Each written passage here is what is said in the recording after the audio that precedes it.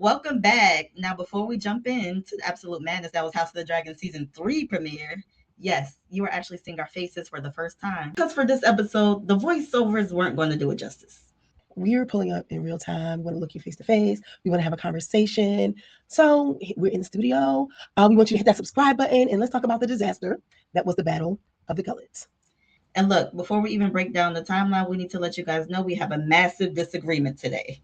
And at the end of this video, we're both locking in our official picks for the ultimate fumbler of the episode. But you're dead wrong about who screwed up the most. We'll save that final reveal. I'm dead wrong. Yeah, you're wrong. You're wrong, but we'll save that for later. Let's talk about how this whole mess started. Jace locks up the queen. Jace locks up the queen, which is his own mother. Jace was having big time main character energy. Main character syndrome. Main character energy. Definitely. He thought he was a general. He wanted to go play hero. He wanted to play hero. He wanted to be in charge. He wanted to run the show. Jace has been, yes, he has been being diplomatic. He has been going around doing all the talking and all the negotiating. Yes, he's been, showing up and being a man, put on his little suit and whatever you put on when you're a Targaryen and you go out to do business. But he went out and got some help, and he did what he did. But it made him feel like, you know what, this is my war. Are we saying enough here? Because he's doing this because there's war in the gullet that came out of nowhere, seemingly. So he wants to go fight to help in that war. He wants to go help. In that battle, I should say. Yeah, but what did he end up going to do? Yeah, right, exactly. He wanted to go help, but he was too ambitious. Very ambitious. Very ambitious. Rogue. And locking up his mother. Yes. Okay. Now get to locking up Rhaenyra. Yes. She was tripping. A little bit. I mean, we have to give it a little bit. She was tripping, not because she wanted to help fight. Just to go back a little bit and just give the history in the end of the last season. So she basically tells Rhaenyra that she can come over to King's Landing and that the throne is hers. She thinks that Aegon is messed up, and she thinks that Aegon is on the throne, but she's going to. It's okay if Rhaenyra kills him. She's okay with that. She really just wants Rhaenyra to save herself, which is Alicent, Helena, her daughter, and her granddaughter, Jaehaera. And the plan is that she sent Vhagar away on. She sent Aemon away on Vhagar to go to Harrenhal. But she told she told Rhaenyra where Vhagar would be. So, of course, Rhaenyra has her own plan for that, which was basically sending the dragon seeds to intercept. Basically, she sent the dragon seeds to jump Aegon and Vhagar. She wants Vhagar gone so that he is not a disadvantage to her. So that was the whole point of the dragon seeds. Anyway, that's what said Rhaenyra was being a little overambitious because of that. Now, Jace might not know about how much overambition she's having, but he does know that she's been talking about Alicent allowing her. I think Jace thinks Rhaenyra's being naive. The thing. Of course. So I think that's what also led to him locking her up. Which the real reason, and at this moment he locked her up, is actually so she doesn't go to the gullet, and then he plans to bring Baela with him.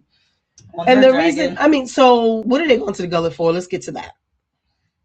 So all of a sudden there's war in the gullet because apparently Lohar decides to intercept Corlys's fleet. This seems completely unplanned from what the Lannisters had with the Greens. So this is kind of rogue on Lohar's part by itself because she has a vengeance, I would say, against Corlys Velaryon because of all the wars they've been having before in the Stepstones.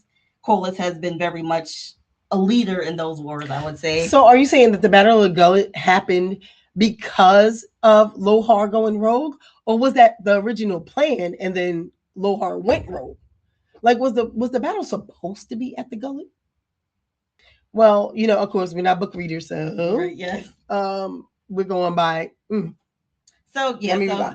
So was the battle supposed to be at the? So say they were supposed to be there, just for they ended up there. So I'm gonna say. Yeah, I mean, the Lannisters were on the ships with Lohar, so it did seem planned. Yeah, so they were planned to fight against. I'm gonna say, but it looks like they just started early or went out of turn or something like that because it looked like Corlys wasn't ready. Corlys wasn't ready, and also his home High Tide was destroyed too. It seemed like that was burning, and then that's when Tywin Lannister noticed like this wasn't the plan because she's doing a whole bunch of stuff that is against the Valerian's home, pretty much. Yeah, So because she's at the Corliss, like yeah, straight she's up. at the She core. actually has no interest in King's Landing or any of those politics or the reason why the Greens sent her and the Lannisters over there in the first place. She only accepted the job so she can come for Corliss. That's the only reason why she went in the first place. Okay, so Corlys is a sea snake. He knows the sea very well. So he knows all the little tight traps to get through. So there's this one point where he thinks that they're going to get stuck behind because they're going through like this tight area of water. And he thinks But because he's used to the waters, that he's gonna like do what it takes to clear his ship, and that if Lohar comes behind him, she'll get stuck. Or if she does make it, then he'll have the advantage because her fleet won't make it, and he can just go ahead and take her out right there. makes sense, right? Lohar. Lohar is I'm not going to lie, she's a smart character. This leads to her turning on Tywin Lannister. She learns that she needs to like lighten the load of the ship at some point. So she was like, "How much does your armor weigh?" And then she throws Tywin Lannister off the ship to Yeah, while they're throwing all the load other of the heavy ship. things off the ship. They're throwing Right, all the yeah. heavy stuff off the ship. We know that this is Tywin Lannister because Jason Lannister's head is being delivered to Daemon where he's meeting up with the Stark forces. So speaking of where Daemon is, he wasn't meeting up with them. They surprised him. Daemon just defeated the Lannister army with Oscar Tully at the Battle of the Red Fort. And then all of a sudden, the wolves come out of the woods in the nowhere. They like, who are these people at first?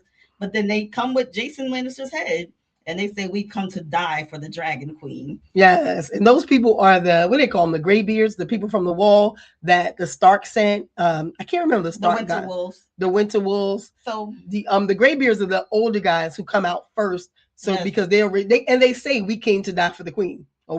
So what's so special about the Greybeards is that they leave the younger men at home with the women to take care of them because again they're all going to die there, so they could have men at home to continue their lineage, which is smarter than a lot of these other armies plans have because a lot of these other armies just lose everybody and be okay with that. All right. So the last thing we were saying was that the Greybeards would come out to fight first. They would be the first ones, and they were happy to, like you said, die for the Dragon Queen because they were older and they didn't have much longer anyway. They wanted to leave the younger men behind to keep their family lineage going, or their families, which were different families that they wanted to keep going.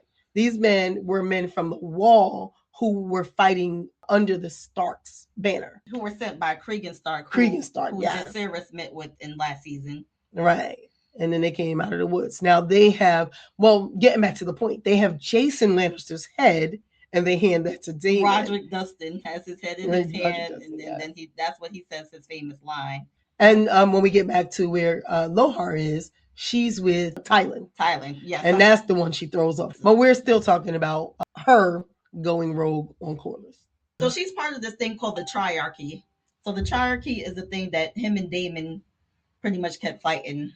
The Triarchy was whose ships she came with. Yeah, those were the Triarchy who came to fight. So it's the Triarchy. That's the issue for her, I guess is the best way to put it. Yes, and she's fighting for her own cause. She's fighting for her own cause. And you know how you just mentioned that Corliss's ship went through the little narrow. I called it a strait.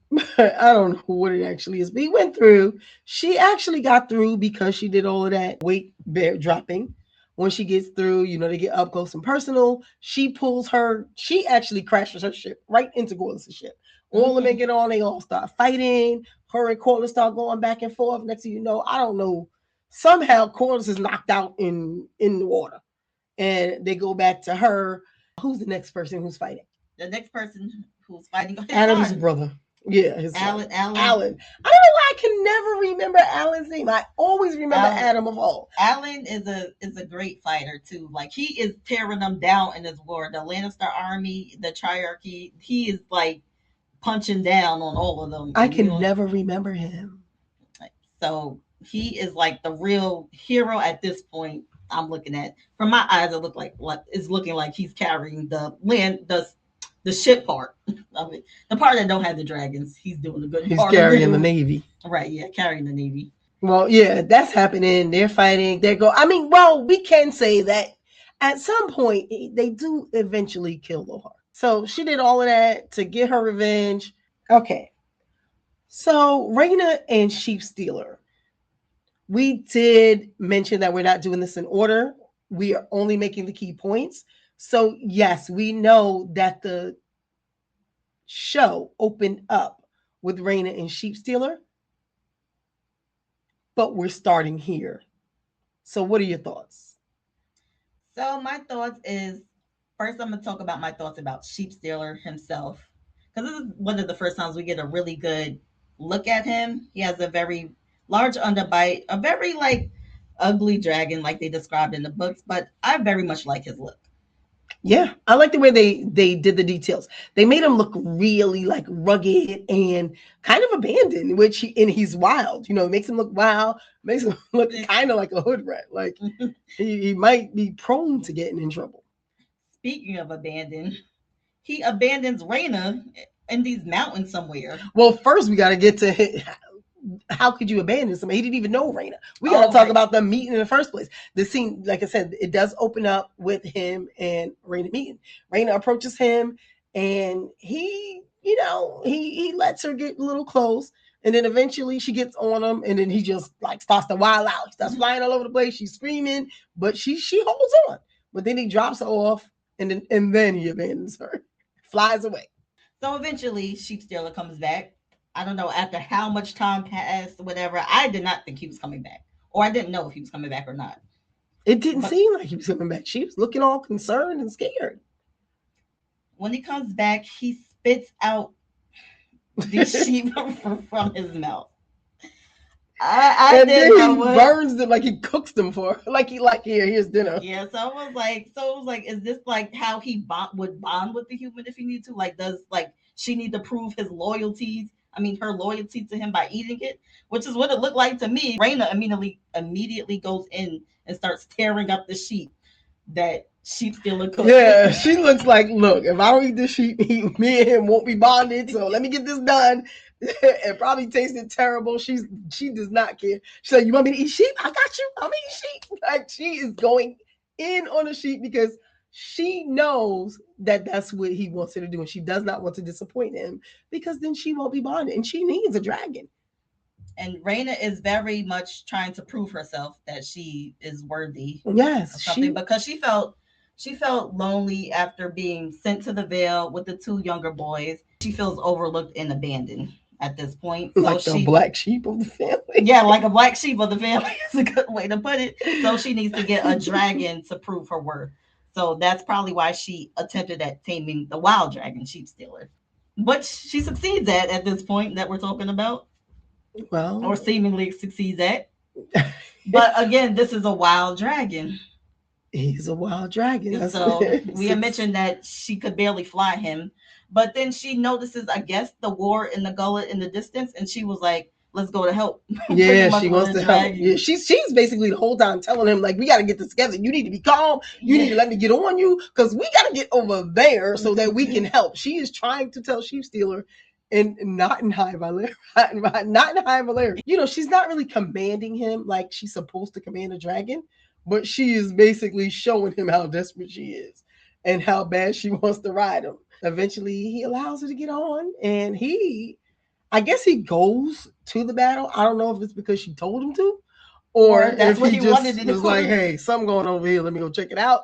So, But so he ends up over there. So the battle's going on. Chase and Bela are already there, and it's a battle. So of course they're dealing with what happened in the battle. For example, Jace's dragon got hit. yes, Jake's dragon gets hit like immediately after Lohar starts pulling out the things to hit the dragon, pretty much. And he ends up getting caught at something at some point, and Bela comes and saves him. But what? Let's get back to Yes, Sheep Stealer. Bela. First, before you even move on, can we just commend Bela? Can we give Bela a Yes, hand? I Bela's wish I real. had an applause sound. That Bela is controlling that dragon, and she is, I don't know, Bela rides like a pro, and Yes, her dragon and her are so bonded. They move. He follows. yes, Moon Dancer follows her command like this is a real bond.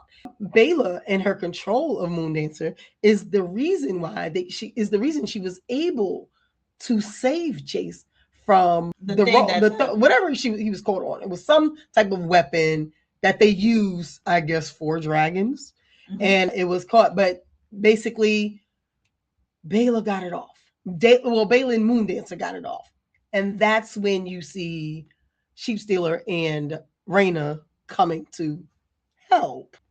I don't know if he doesn't know if this is a war or what Sheep Stealer thinks, but Sheep Stealer immediately starts blowing fire at everything, every fleet in sight, the Valerians included, not just the enemies. So Raina has to tell the dragon, no, those are not the enemy. She cannot get this dragon to listen the whole time she is there. So I think this is what ends up making Jace more worried about what's going on there. So now Jace is very much caught up with his smaller, much smaller dragons than that dragon, trying to get away from that dragon and trying to get away from the Lohar and her people. Jace had a chance to get away and go back home. Jace was free and his dragon is injured. Why not just leave and get away from it? Go back, tell Renera, look, I was wrong. I'm gonna let you come out. You got a bigger dragon who knows what they're doing. Yeah. Come on, because my dragon is hurt. It's anything, because we got to do something. Whatever. He goes back to, I guess, try to do something with his little young dragon. Well, I don't think he wanted to leave because Bela's still there, and I guess he don't want to not go through with what he planned, I'm assuming. So yeah, maybe he wanted to die for the queen. Now who knows? But he comes back, and of course he didn't want to leave Bela there. So Bela's still fighting. But what Sheep Stealer is doing is not fighting no more. Sheep Stealer is wrecking shop. That is what he is doing. He is over there just going ham on everything. He's burning everything. He is making himself a barbecue of the gullet. In the gullet. And he doesn't care who's on the grill. And Raina has absolutely no control. She's like, no, that's my sister. Like she does not. She has no control. She's writing. Yes, this is very. But that's about the extent of it. Yeah, so I think this is going to have great consequences later on because of all the confusion with Sheep Stealer and I don't know if you want to call it helping, but with Sheep Stealer and Raina supposedly helping, it does not help. It gets worse. Eventually, she has to pull out. So we do want to talk about where the dragon seeds are. Because in our last video, when we talked about all of the dragons who would be at the Battle of the Gullet, of course, this changed. We had assumed that the dragon seeds dragons would be there. And instead, they're on the Isle of Faces. And this is because Rhaenyra sent them there. Rhaenyra sent them there based on what Alicent told her, like I mentioned earlier. And they're there waiting to jump Aemon. Yeah. And kill Vhagar because, again, nobody needs Vhagar being anywhere against the Blacks. So Vhagar needs to go. Right. And as we know, neither one of them ever show up. Yeah, the problem is Aemon and Vhagar never show up. They lose focus, and they even get distracted by Alice Rivers, and they start having weird hallucinations. But look where they are. How would you not have weird hallucinations? It's a creepy place. And I was so upset about this change from the books because I really wanted them to be there to help fight. I wanted them to be there too. I think that might have even changed Jace's fate. Hopefully, I don't know. I mean, even because imagine they're going to have 5 dragons there. Well, at least playing dragons there. Yes, yeah, that would have been. And even if they were to just be silly and not know what they were doing, it would have been fun to watch on screen. So I want to see it on screen. You did mention Jace's fate, so before we go get into our biggest fumbler reveal, you might as well go ahead and talk about Jace's fate. Okay, yeah, because we were going to get up to it. So eventually, after Vermex is getting caught up several times and getting hit by the arrows, the dragon is going down into the water. Right. It's no thanks to Sheep Stealer. Yeah. Well, actually, thanks to Sheep Stealer in the wrong way. Oh my gosh. But she finally got out of there by this point, fortunately. So after the dragon goes down, he has to unhook himself from the dragon's saddle. So he's saved at that point, but then immediately gets hit by arrows. Yes. And that takes him out. That is the worst part. You see him actually get off. So the dragon is already gone. The dragon's sinking into the water. You see him take himself off of the saddle and hang on to like a piece of floating wood, which from what we understand is like it is in the books. And so he's floating onto that piece of wood. And the next thing you know, all these arrows start hitting Jace, and then he has like this little. He almost has this peaceful look of like, Yes, this is the end. yes, and he did not look like that in the books. I know that image in the books look very creepy and scary and horrifying. This is a big blow for the blacks because she lost her heir, Jacaerys, and not to mention she already lost one son before, Lucerys, not too long before. So this is going to be a catastrophic blow for her. Yeah, now this is an heir, but it doesn't mean there aren't other This opportunities is because the she heir. has. Yeah, this is her heir, which is the This heir. is who she But she, appointed. yeah, that's who she appointed. But she does have other heirs. She has the children that she has with Damon, which are more likely to be accepted by the rest of the people. Because remember, the reason why Jace is a little You is got because people don't think he's the right heir. speaking of her other sons, there is a bit of a concern I have about that, I'll say. Mm. But I'll get to it after we talk about our final thoughts, which is our final picks for the ultimate fumbler scorecard. It's time. It's time. Okay. I picked Raina for so many reasons. One, she took a wild, completely untrained dragon into this war. She just met that dragon. She knew she couldn't completely fly the dragon, but then she takes him right into the gullet where she sees the war. So she can't possibly know what's about to happen at that point. So that is just point one of why. Also, the fact that that's also what ended up making Jace go down because he didn't expect that dragon to be there at all. So that's my second point of why Reina is the ultimate fumbler. And then third, before we even get to the fact that she took the dragon, she wasn't supposed to go towards that dragon at all because she still had the two younger boys and Joffrey with her, who she completely abandoned. So who knows their fate because they could get kidnapped, anything because they're not with her. So Rhaenyra can't even know the fate of those three children right now because they're not even with her, and she doesn't know where they are at this moment in the show. So yeah, I mean, it is a solid pick. Raina, yeah, Raina's a solid pick, except you're leaving a big set of culprits out who I think are even more crucial. All right, so my ultimate fumbler pick goes to the Dragon Seeds. And as we know, Rhaenyra set them up to go take care of Vagar at the Isle of Faces, and Aemon never showed up.